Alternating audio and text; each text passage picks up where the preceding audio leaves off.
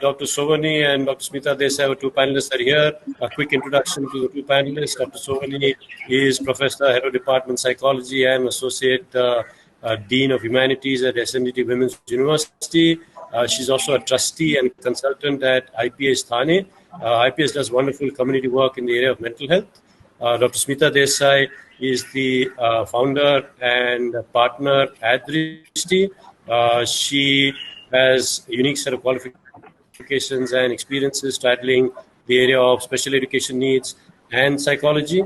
She has over 25-30 years of experience in this space. She's been a secretary of the Bombay Psychological Association. Both Dr. Sovani and Dr. Smita Desai know each other for several decades. So we're happy to have both of you here. Welcome to both of you. A few hygiene elements. Sorry to rush through this as I goofed up a little bit at the beginning.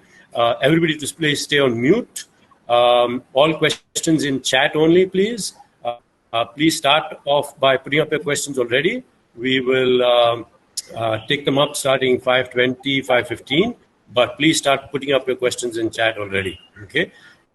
And thirdly, everybody to please honor the mantra of brevity, right? So please stay brief in your questions, brief in responding to the questions, brief in your presentations. It applies as much to me as it does to those in the audience and to the panelists. Please avoid putting up presentations. Those of you who are putting up presentations, please avoid putting up presentations, right? So quickly, the first I would request Dr. Sovani to address the title of the presentation, title of the webinar, which essentially is cyber safety consciousness. Now, this is a fairly abstract term. If Dr. Sovani, you could kindly deconstruct this term for us, it would also set the right context for this webinar. So over to you, Dr. Sovani.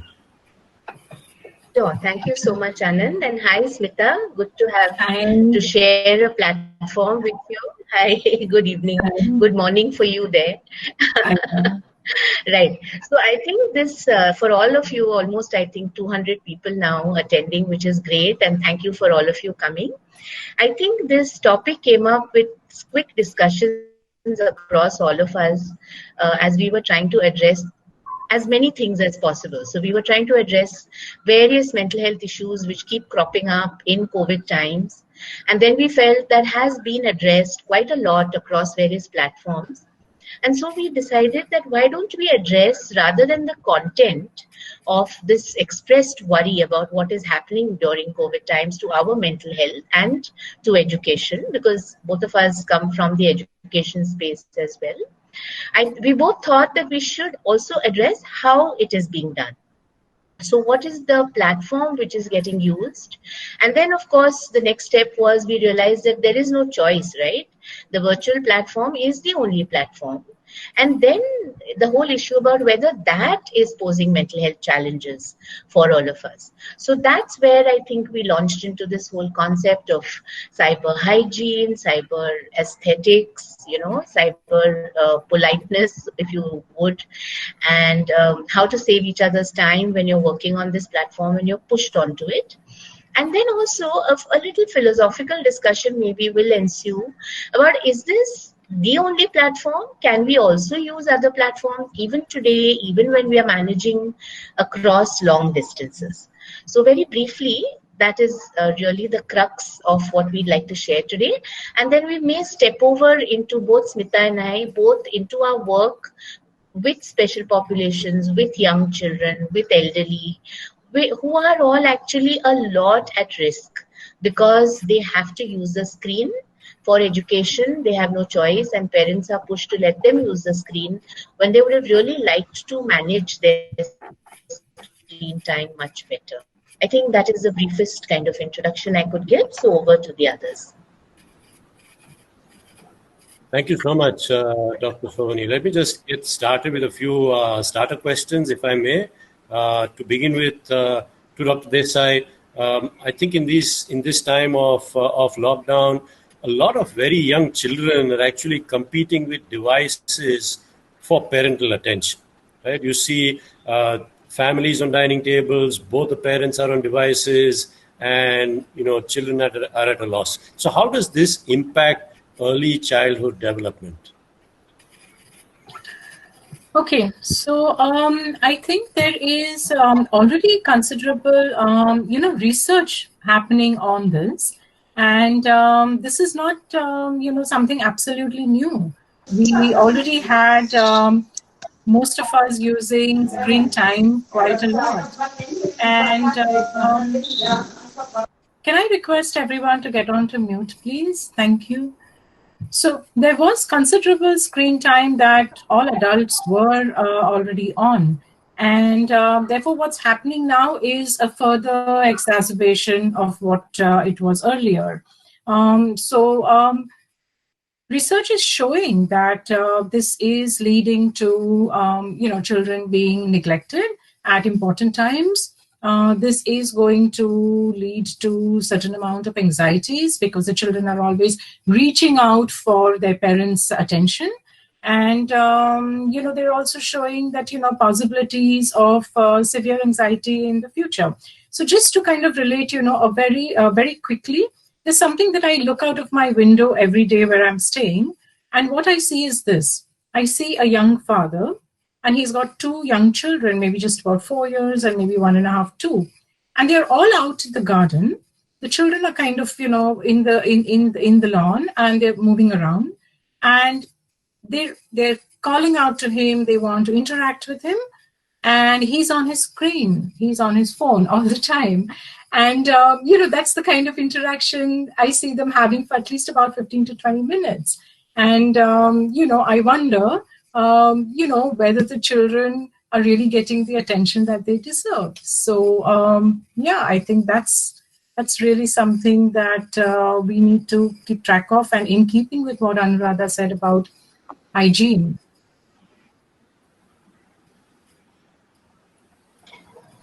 Yeah, may I add Thanks a so little much. bit, Anand? Yes, please. And in fact, while you do that, if you could also address the possible maladaptation in adulthood that might be rooted in these early experiences. As children grow up, they have these early experiences where they're constantly fighting with devices for gaining attention of the parents. In what way does this show up in adulthood? So if you could also address that. Thank you. Yeah. No, that's, I think, a very important question. So going back to the example Smita shared, I think that's a very vivid image that she shared with us, because that is exactly what is happening even between adults. And of course, now we can't go out to restaurants anymore in these days currently, but earlier when, before shutdown, before lockdown, when my husband and I would go out for dinner, we would often see young couples at other tables and they would both be looking at their phone. And there were even times when I would wonder, are they possibly messaging each other? I mean, could they just be writing little chats to each other and not looking at each other? So I think, kind of to summarize the issue, what I think is that children are introduced to this fascinating, colorful, bright, attractive new world very, very early in their life. One, because it is very colorful and attractive. You see, the business of people who are creating media creating virtual media and on-screen media, their business is to make it attractive. They are paid to make it attractive. So of course they're going to make it attractive. That's their job. And two, because obviously the child is looking at the parent's face, and the parent is clearly fascinated with this little machine which is in their hand all the time, and they can't take their eyes off it. So the child is getting a message right through that this is something magical, and the parent doesn't want to let it go. And so obviously they are going to want it all the time. Now, again, coming back to the current times, which is why Smita and I chose to plan this topic for you today, is because in the current times, you see, adults ke liye, this has become an evil, a necessary evil, because they are chained to their desk. They have to work from home. They have to face the screen. They're exhausted by the end of the day. There is a small percentage of adults who are used to working from home and used to facing the screen a lot of the time, but not all of us. And I don't think educators. So I know there'll be many, many principals, teachers amongst all of you, and we are not used to it. We are looking at children's faces, not at screens. However, for the child, as I just told you, it has become a fascination, and makes it more fascinating because now they're told you can't do it. You don't have to be on the screen so much. So It is maladaptation for adults because it is causing orthopedic problems, it is causing eye problems, it is causing problems of fatigue because of too much. We're getting so many articles of Zoom fatigue and so on. And a sort of frustration with having to be changed, because now you can't make an excuse and say I'm not well because you're at home. So you have to work. And for children, it is becoming like an Alibaba cave which they want to get into all the time. And they're being deprived. And we'll come to more of this because we have some really scary examples of what a bait a screen can be for a child. Okay, thank you so much. Anand, Sure, thank you. So we will come to various questions also that are beginning to come from the audience. But very quickly, a few, seeing that there is a child over here who is literally struggling for attention from parents, such children would exhibit what kind of behaviors? Would they be more aggressive? Would they be more insecure? What kind of behaviors would they exhibit? Okay, so would you like me to go in with that? What I see over here, what I would see is one, if I just take the example what I just quoted, what we're talking about is how are the social skills of the child, how is the child going to gain good social skills? Because the parents are definitely the first role models. And when the parent is behaving in a certain way, obviously that is so to say, the right way for the child to be picking up his cues from, right? So I would be very concerned about the kind of social skills the child is picking up. So I think that's one big impact that I look at. And when you spoke about aggression, yes, that's definitely what was on my mind, because the child is learning very early to seek someone's attention, seek an adult's attention. And, he's fighting against the attention of a device, right? So that could be a parent, that could be a teacher, it could be any other significant caregiver. And the child is obviously going to get increasingly aggressive because he's asking for the attention that he wants. And I also see a certain amount of anxiety, because when we are increasingly on our screens, we are actually not interacting with people. Okay, we are just kind of very passively taking in information. We might be processing it, but we're not having this live human interaction. So these are absolutely the forefront of what I would be concerned for as far as children, youth, adults. I mean, I think across board, isn't that, Anuradha? I think it's not just one age group, Yes, look, I think Smita has made some very, very pertinent points, and tying them together with some of the questions I'm seeing in the chat box. Anand, I'll just make a couple of very quick points and then you take the discussion ahead. One very important point that Smita made was that when we are on a Zoom call or on an online interaction, we are not interacting face to face. And that was a fascinating research which I read, that one, you have a lifelong practice of looking at the emotional changes on a person's face or looking into their eyes when you talk to them. And on a screen, when you're talking to somebody, there is a time lag. And that's a very interesting finding, because what you are getting online is a few seconds after they have expressed it. But you are processing it along with what they have said. So you're getting the wrong messages. You're not getting the correct. However good you are at picking up body language and facial expressions, you're still going to miss the bus. That was one very interesting point which he made. The other aspect is that we are not looking only at screen time. And I'm getting a lot of questions in the panel from principals and teachers saying how much is good, how much screen time is okay. Now the thing is that, are we getting only educational screen time? No. The child is also going to access social media. The child is also going to write messages, chat, go on WhatsApp. So the older the child, the more, and we've got enough examples right now, horrifying news pieces on the television telling us how it is misused. Currently, what is also happening is that in a race to teach more, in a race to achieve more. Sadly, and I'm sure all the principals and teachers who are attending today are very wise and they realize the flaw of this thinking. I'm talking about other people out there who are doing this. Sadly, they are loading up children with a lot of stuff which the child cannot process over 4 hours, 6 hours a day. And we're actually getting pictures of children falling asleep on the keyboard, not being able. So the important thing is, it's not so much how much you're giving the child, it is what the child is taking, which is important. So I think these two questions, how much time is good and what sort of interactions are happening online, both need to be looked at very, very carefully. So what is happening in a 2-word summary is digital overstimulation. And we really need to look after that. And who else but us adults will do it? The child cannot do it. Okay, thank you so much, Dr. Sovani, Dr. Smita, Desai. I'm going to quickly jump to Anand, can I share another? Can I share a very, very quickly, a very interesting study connected to what she was saying?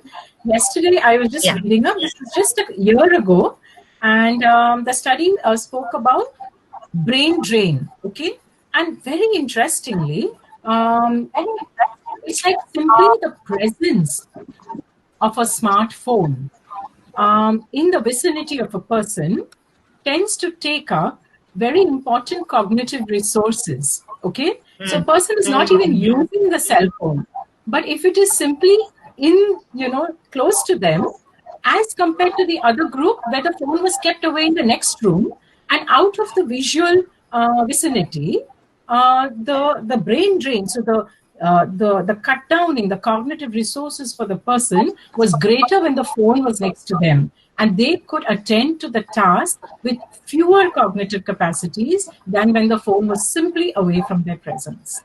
So, and I'm sure, we're of course talking about, the negative aspects. I'm sure there's so many positive things, which I think Anand's also going to take up later. But I just thought I'd share this. It was a very interesting study, This was in the University of Chicago Journal. It was really and you see what we do, we also tend to get distracted and go and check our messages meanwhile, and, while meetings are on. So we are multitasking even voluntarily, which we wouldn't have done. At this point, I see not required. I am going to quote a philosopher. I'm very fond of his writings, and I see a lot of my students sitting there in the audience. So the teacher in me cannot but, yield to the temptation of telling them. So there's this contemporary philosopher, fascinating man called Dennett. He's in his 70s and like a very, imposing figure with his white beard and white hair and all that. But to quote him, he's saying we are only just starting to wake up to the potential outcomes of the technology that we are inventing, but increasingly don't understand. So there's a huge potential out there and we have to mine it. But how much to mine and when? I think that is the question. That is over to you, Anand. Yeah. Sure, thank you so much. There are several questions that are being put up on the chat. I invite our two eminent panelists to also whenever they can have a look at that. But I'm going to just pull out one of these questions here, which seems interesting.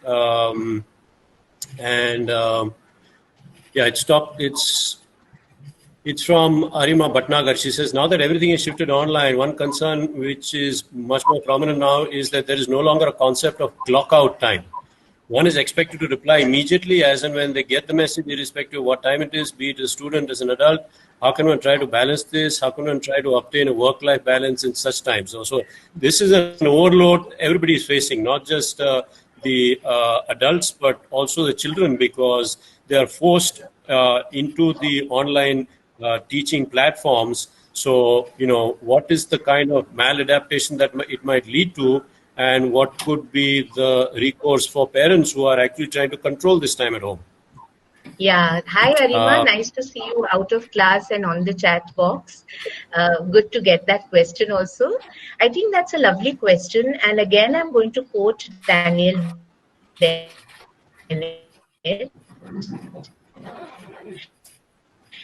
He says, he says very important, if you think about it, is that human cooperation and trust is built up over time. So you see, when you're in a classroom, you could be a primary child which Smita deals with all the time. You could be a postgraduate student like you that I teach every day. But we have formed a relationship, and there's a trust in that relationship. There's cooperation in that relationship, which is built up over time. And we must not misuse that trust and that cooperation even online. So I think every teacher and every student has to live up to that expectation which is built up over time and call it a halt, when you have to call it a halt. When class is over, and you are not bound to respond till the next class is on. So one must be very conscious of the fact that this trust that is built up, this cooperation and relationship that is built up can disappear in the flick of a finger. Because the minute, you tend to overstep your boundaries, and there is a lot of information out there about how to conduct online meetings well and with respect for the other person. So I think one has to be very, very conscious of that. And I think there are a couple of questions linked to this, so maybe we can just take them right away. One is about examples of good technology for mental health which have emerged. I think it's amazing how much of community work can be done through good communication, passing out good messages. We are currently working on a very simple 12th standard pass ke liye course called Jeevan Rakshak. And, these people can learn a lot of things online to work as health workers. So there are definitely positive aspects to it. I'm done, Anand. Okay, thank you so much. I think there was a sort of a related question here. What are the opportunities presented by the current situation with respect to technology and its role in enhancing well-being? So we're looking at the positive side. Yes, we are aware of all the challenges that we face, but we are looking at the positive side. So what are the do you see potential positives there? And open to both of you. Yeah, I think that one question on special children, Smita, that's entirely for you, because you were telling me such beautiful examples. So somebody's even asked, how can you actually use this for special children? And I think you have a lot of examples of that. Yes, so in fact, thank you for leading me there, Anuradha. And I will also connect it with the question that Anand had in terms of what are all the positives? How can good technology be used? And in fact, one of the very good aspects of technology, which I see and I try and use very positively, is good communication, and therefore try and get across to whether it is the children themselves or the parents that I've been working with. So when I say communication, what I've been doing, although I am in the US right now, kind of stuck here for a while, what I try and do is that every week I catch up with 2 or 3 parents of my special needs children. And not only that, we've had a couple of group interactions also. And this interaction, this communication is something that the parents have told me that they really appreciate. Okay.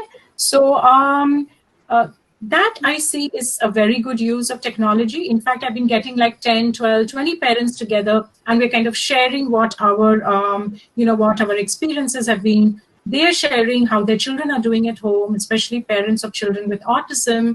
So I think this communication is a very good part of technology. And the other thing is that we have been able to do, and this is what I've been sharing with Anuradha, we've been very successfully been able to do online therapy, Anuradha. We've been doing remedial instruction, we've been doing counseling therapy. And I think what the parents are getting back to us is that your support at this difficult time, your ongoing support at this time, is something which is making things so much better for us. We feel like there's someone we can reach out to at any point of time. So I think that's an opportunity that technology has given us. We've been thinking for the last 2 to 3 years that, we'd be doing this, and we did it in bits and spurts, but this kind of just pushed us into it. And in fact, a couple of very good advantages of our online therapy, I find, is one, complete, punctuality, no absenteeism for the therapy sessions, okay, and very good parent engagement, okay. So we are having a lot of more parent engagement. We are putting down certain rules and regulations, so we are able to do that. And the other very good thing is, I think, a lot of people also feel, so to say, a bit of reduced stigma. They don't really have to come somewhere where there are 5 people sitting, and they're finding this interaction very useful, is what they have conveyed to me. Yeah, I think Smita has really put it very well, and amazing that so much work can be done with special needs children. And I really liked her point about the ability of of using online and visual platforms to reach out to people, and you don't get lonely then. You feel you're in touch. And I've come across so many elderly parents who are not able to go and physically visit or have their children visit them, but they're so happy that they can at least watch the child or the grandchild. There are lots of questions in the chat box about the current challenges of watching pornography, boys' locker room, misuse of the internet, addiction. So I'll just quickly answer that. I've been working with this group called Responsible Netism, and we've tried to put together a large document which we hope to take to the government and try to convert it into a policy document on the 16th of this month. That's about 3 days away. Now, there again, I found a very good use of internet. Like we were able to collect a lot of data across 18 schools in the state of Maharashtra. We were able to write the report. Many of the students who are here attending this program helped to contribute to this report, and all of this was possible because even if we were locked into our homes, we could still share so much and write so much together. So I think that is very important, that we have to look at the strengths of the medium and at the same time avoid the weaknesses of the medium. So I saw a case recently where this child is addicted to PUBG, and he's playing PUBG till almost 6 a.m. Now look at what it is doing to the teenage brain. One, it is the huge high that they get in their brain because of playing, the kind of endorphins which are getting released. Second, they're probably getting all kinds of peer adulation and attention because everyone's like, wow, you're so good at this. And three, many of these games even offer you prizes. So they sometimes get money and, all that. So it's like a 3-way award that they're getting for this. Which child is going to be able to say no? The answer is that we have to make ourselves and our own parenting relationships at least as interesting as what is happening on the screen for the child. So there's a question here which is saying that when the child has been so used to material, are they going to feel interested in our classes again? Well, I think that is our challenge as an educator. It is not that we are competing with this colorful media. I mean, if you just click into any of these devices in, online learning like Jamboards and, shared slide sets and all that, of course, they're more fascinating than somebody standing there and talking to the class. But are we able to mix? Sakshi has also asked this question. Can teaching and learning through online ever compare to offline? Well, I don't think you should compare, Sakshi, because I think you should make them complementary. So like Smita just told us, mix the warmth and the understanding of your child and the new child with the devices and what they can do for you, which you can do quite well, even online. And so you're saving human energy by doing it over and over again. So I think that is the answer. Sakshi Kharbanda is also asking what kind of challenges should we be prepared for using online medium for therapy. I think one just has to develop the right sensitivity, because face-to-face you get so many more clues, body language, facial expression, which you may miss. And we have to be ready to miss that. But then there have been a lot of webinars about that. So I won't diverge from our topic. Over to you, Anand. Thank you both very much. And, we are constantly taking questions which are coming up on the chat. So we are very conscious of all the questions that are being asked. I think a few questions. Okay, let me just. I would invite both our eminent panelists to also keep an eye out for questions that they find interesting. How do you? There was one question, a couple of questions in terms of how do you create a balance, because the children are in any case forced to use the internet for a lot of things, right? Yeah. So how do you create a balance? Is there some magic formula by which you can create a balance? Does a parent simply fix X number of hours to be learning time on the internet, but then the parent would then have to create additional resources for offline learning, right? So that's added work for the parents. So, is there some advice both of you can give to parents who might be here, or teachers or psychologists who are working with children, as to how do you create a balance? Are there some guidelines on creating a balance? Smita, you want to take that question? I think Smita, you lost connectivity. I think. Are you there? No, she was on Can you hear mute. me? Yeah.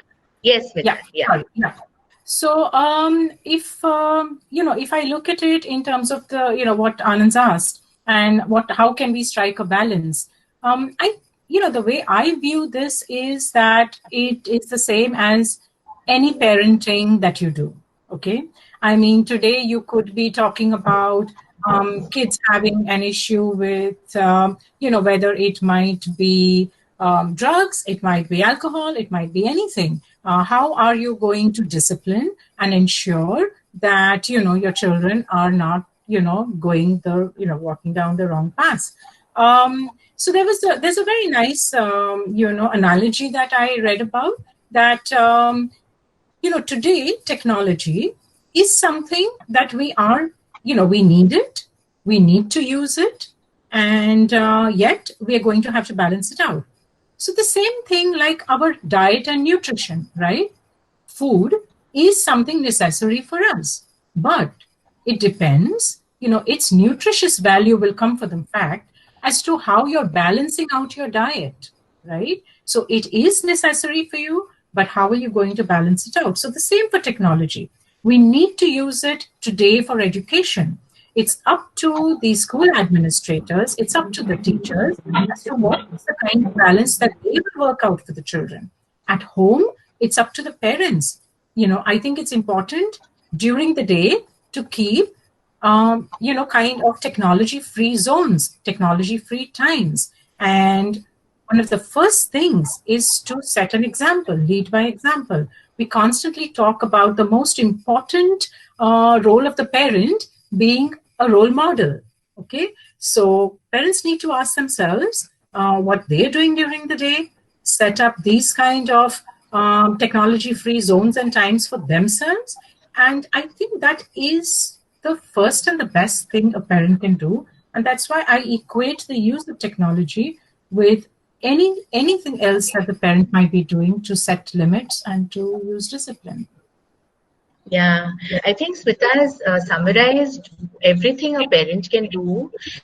And then there are also practical problems, like people are putting in the chat box about children gaining weight because there's no exercise, they're not able to go out in the fresh air. Then people are also talking about adults worried about losing their job if they don't show up for office meetings.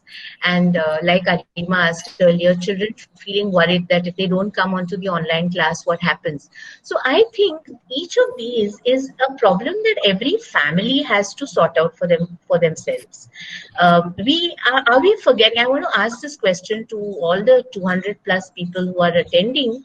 Are we forgetting that there should be a family time? Are we forgetting that family does come first? Because each of us are glued to our own devices all the time, more so during lockdown. Now that is strange, because when you're locked into your own home with your family, you should actually be spending more time with your family. But people aren't doing that. They are, in separate rooms or even in the same room on separate devices, or fighting over the same device because the child needs it for their schoolwork and the parent needs it for their office meetings. So I think we should not lose sight of priorities. And we should not forget that after all this is over, the family is what's going to be there for us. So this, what Smita mentioned, I will underline that it is important to sit and share food, to sit and share thoughts, to sit and talk about things that happen to each of us during the day. I was doing another panel discussion a while ago on a webinar, and I actually brought up this point, which I thought later was quite important, that actually for the first time, family members can see what work the other person is doing. I thought that was very important. Like a lot of times we come home and I say, one would say, oh, I'm so tired. And somebody might say, what are you tired doing? Like, you just took 2 classes or whatever. Of course, fortunately, no one at home says this because they would really get it from me if they said that. But the thing is, I can actually see this happening. Parents can see how much the child has to work. The child has to see, I remember my husband and I were working on 2 devices, and then I just shared some of the documents I wrote, and he said, wow, like that's a lot of writing that you finish, So I think that is the most important thing, which we must come back to, I think, Anand, towards the end of the program. Over to you. Sure. I think there's a very nice question here by a teacher, and this is a very practical problem that teachers face since they are taking classes online, right? Yeah. There is a lack of personal connect. So there's a question here says that in online class, how do teachers identify a child with anxiety and other problems? It's very easy to do in a classroom when you're face to face, but how can the teacher be honest to her role as a teacher, as somebody who supports children in an online situation of this kind? Any thoughts that anybody has also responses to such questions? Please feel free to put it up on chat, just saying at so-and-so person and give a response. Feel free, but open to you. And I would also say, while we are at it, since we are having an interesting discussion and I goofed up a little bit for the first 5 minutes, we will continue here until 6. If it's okay with you, Dr. Sovani and Dr. Desai. Yeah, sure. Okay, thank you. So the question is that in an online class, how do teachers identify children with anxiety and other problems, and how do they reach out to them? Well, I think one way would be to become accessible to children, even offline. That's what I meant earlier when I said that there is trust and there is a human relation which is built. So if, for example, like I'm thinking of my own class, I have, of course, much older students and they're adults and they understand their own emotions. Little children may not. But in the course of your teaching, if you diverge from your content a little bit, and that I do very easily because, I'm teaching skills. I'm teaching therapy skills or diagnostic skills. So I would definitely put in a message like, I know this is very mind-boggling. I know this is very scary at this point. How will I learn all this by the end of the year? So I'm opening a door to the student. And then I would say at the end of the class, look, normally I would have taken all these questions at the end of class. Why don't you just mail me separately or call me up? With these questions. So I'm reiterating what I said earlier, that teaching online does not mean you're not there offline. You are there and you have to then draw your own boundaries of when you will be available and when you will not be available. I think that is very important. What would you say, Smita? Yeah, so that's exactly what I was going to reply to this question, that, when we are online and we have a classroom of 40 and 50, honestly, it is not possible for the teacher to gauge something, something which is an internalized, issue, such as anxiety, such as depression. We can see more externalized behavior like a hyperactivity or, stuff like that.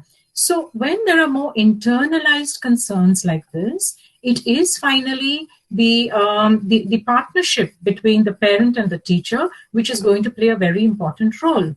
And therefore, there will have to be offline partnerships which keep going, I would say, even more right now in the current scenario.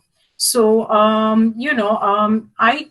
what I would suggest is that, and this is something that I have been talking to parents about, that it's a good idea for teachers to have kind of, a small group meeting or even individualized meeting, allow or keep some time during the day when parents can reach out to the teacher individually for a particular child so that the teacher gets to know about it and then keeps it in mind when she's conducting the online sessions.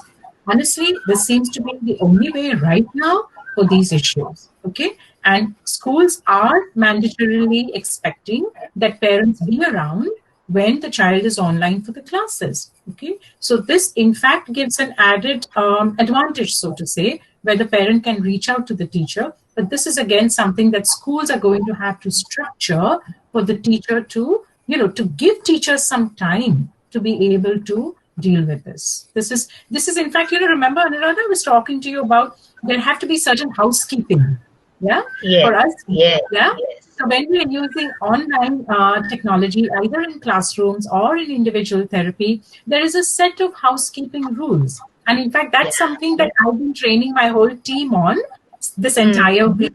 What is some of the housekeeping that one does? So how does a therapist prepare for sessions? Thus, how does a teacher prepare for her online sessions? And we're not just Right. talking about a technology checklist. We're talking about how can we as people Yeah. prepare online to work with children online, or to work with other young adults or adults online. So I think that housekeeping is going to be a very important Very part important. of Yeah. of how we can reach out. And I think Thank just as we you. learn, Thank just you. as we learn, Yes, Dr. Sovani, go ahead. Anand, yeah, I'm thinking that just as we learn, see, as teachers, all of you know that you learned these skills as the years passed, right? You got more and more comfortable facing your class. You could pick up faster what each child was like. You developed that little antenna for troubled children. So the same learning we are going to have to do. We haven't stopped learning. So I think that is important that we are going to pick up the same tips that we were getting offline now online. There are some very nice answers also which have come on the chat box. So Right. Karima is saying, you should do this quick check in the beginning for each student about how they're feeling.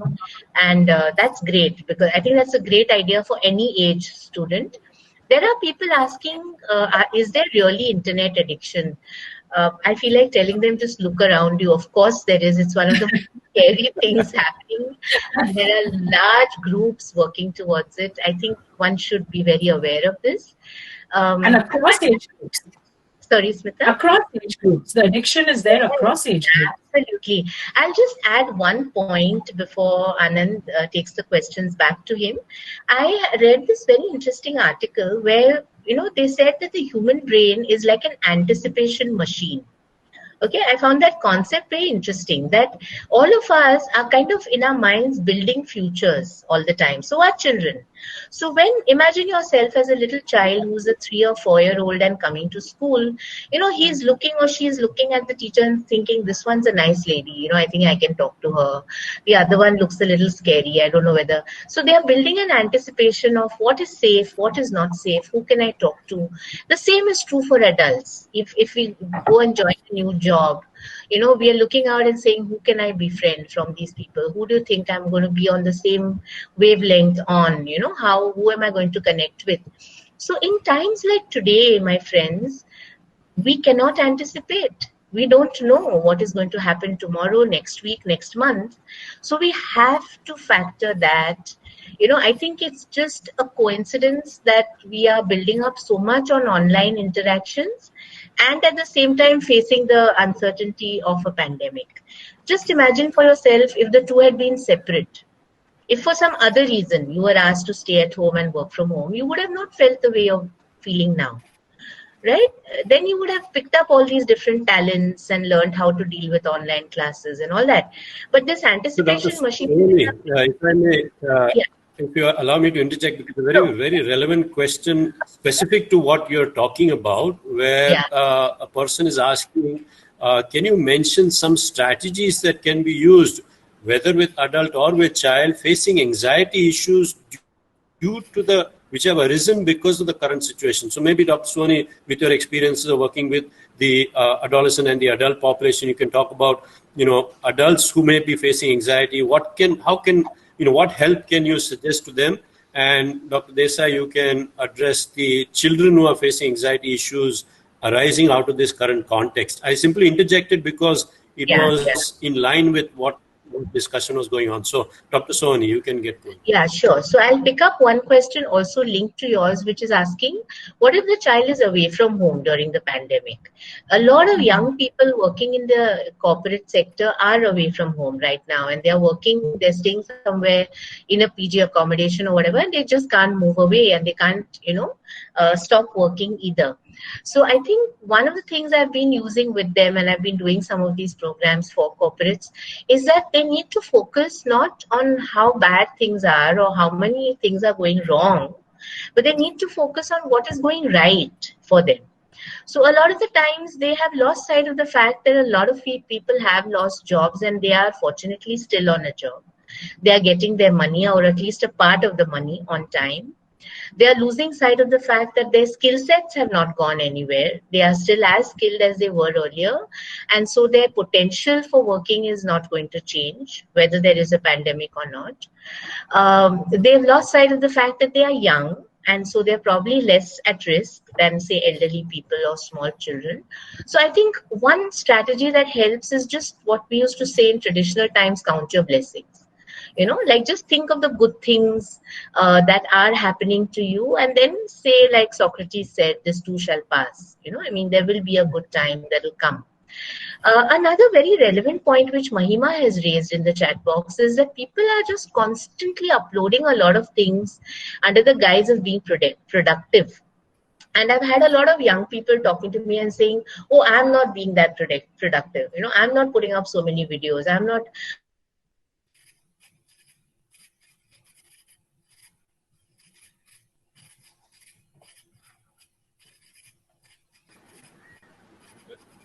I think Dr. Sovani may have gone offline.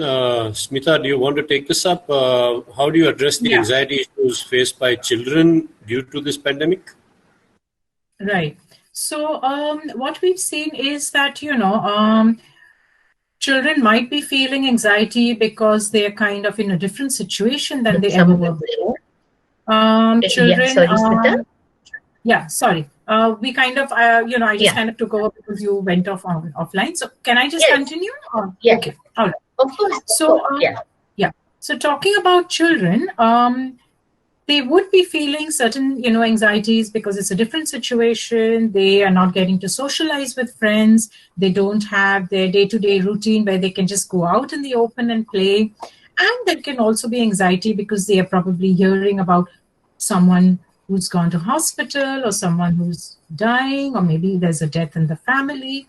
So these are a few things that I think parents can do when there are these struggles. The first and best thing is to be able to speak the truth, okay? Because when we kind of put away things or hide things, we're not doing anything to build up resilience of the child. And we absolutely need to build their resilience right from when they're young. So the first thing is the parent needs to plan how he or she is going to be addressing this with the child. And so I would say take some quiet time with the child. Talk to them, make them understand what is happening in more age-appropriate terms, okay? Let them know that this is happening around us. Reassure them that I am here to look after your safety. I will always be there to look after you to the best of my capacity. And we are doing 1, 2, and 3, say your hygiene, not going out, etc. We're doing everything so that we can keep ourselves safe. And over and above that, reassure them that you as a parent and the other parent are there and love them, okay? I think these are some of the things, if the parent can calm themselves down. Yes, and that's another thing. The parent can also share with the child that even I have my worries. However, I am also trying to do my very best, and I'm doing 1, 2, 3. I'm cooking the good food. I'm ensuring that we all sleep on time. I'm ensuring that our house is clean, that we keep our hygiene. So these are the different things which in itself will help to cut down the anxieties. Okay, I'll just move on to a question that's here on the chat, and it's something that is very relevant. Teachers come from an older generation, and they're not often very savvy with technology, whereas their students are extremely savvy with technology, right? So a lot of teachers feel out of place in this current environment where they are forced to use technology that they're not very conversant with, they sort of lack confidence. When working with these children, what advice would you give these adults who may not be very savvy with technology, because it's not possible for them to ramp up their skills overnight, right? What advice would you give them, Dr. Desai, and then maybe Dr. Sovani? After which we will take just one last set of questions and then round things up.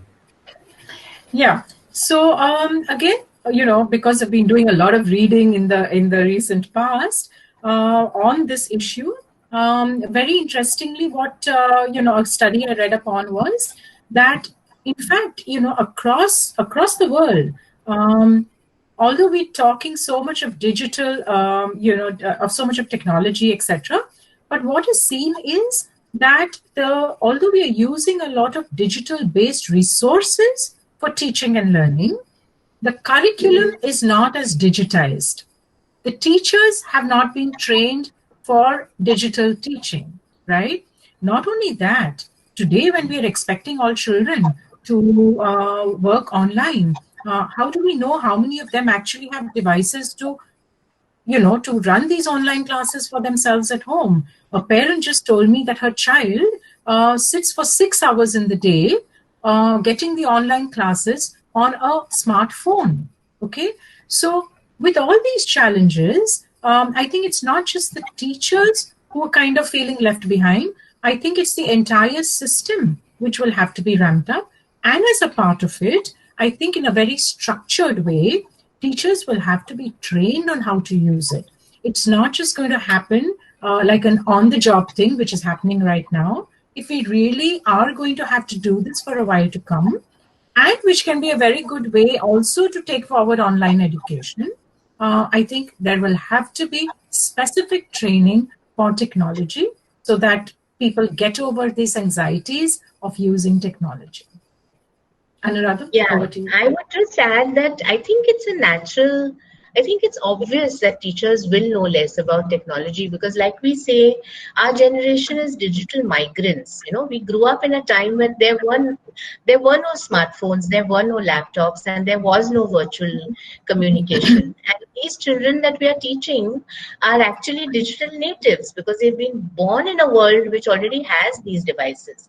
So for me, as a teacher, I think it's actually a boon, because everything that I need, I can just reach out and any of my students can just turn around and tell me, oh ma'am, I mean, I've had these messages, I would say, oh, I'm such a dinosaur, I don't know how to do this. And they would say, don't you worry, we'll just set it up for you. We'll just start a Google group for you. And so I think one, it's a sharing of responsibilities. Two, it also gives credit where credit is due, because I'm their teacher, because I know certain things that they don't, and I hope that by the time they walk away from the course, they will know the same things that I will know. But I hope also that I will know some of the things that they know by the time this course is over. So I think that's great. I think it's given us a new opportunity to flatten the entire graph and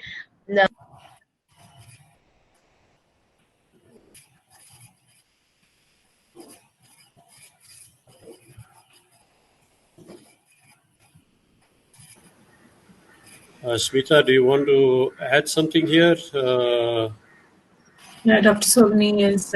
Yeah, or I just want to pose a question here, maybe very quickly, Yes. a last question, and this is about finding the right balance. We've always spoken about work-life balance, but here you're really talking about balance between technology and non-technology exposure. Are there any simple formulae that you can suggest? I'm sure there isn't, but how can parents make sure that there is a good balance between time with technology and time away from technology?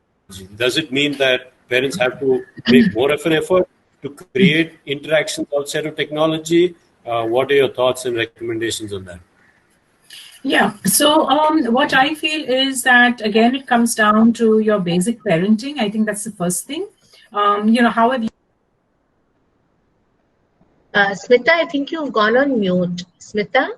just unmute. Sorry, The same sorry. thing Yeah, happened to sorry. me a little earlier. I'm so sorry. Yeah. Okay. Yeah. Sorry about this. Sorry. I think the whole thing is going to come down to how you're going to, how you were parenting, because that is going to set the tone as to what's happening at home right now. And I think we really, all of us, need to be able to strike a balance, because it is soon going to burn everyone out. Okay.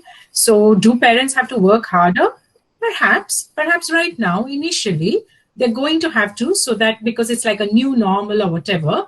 Although I don't consider it a new normal, it's a fairly abnormal situation. So I don't know how we're going to normalize it. But in our attempts to normalize it, yes, we're going to have to work a little harder. But we're going to have to, I think it's not just an up-down kind of a thing that a parent needs to do. I think it needs to be a more autonomous, it needs to be, children also getting the opportunity to be a part of the discussion, the decision making, making the chores, responsibilities a part of everyone's life. And then, of course, probably making sure that one does one fun thing in a day, which can be recommended by the child, by a parent. So I think, there, like Anuradha said, there is this opportunity for family to get together, to bond together. And that's what one would try and do. And also keep these technology-free times and zones on a mutual agreement, So I think that's really something which we need to work on. That's my statement on this, Anand.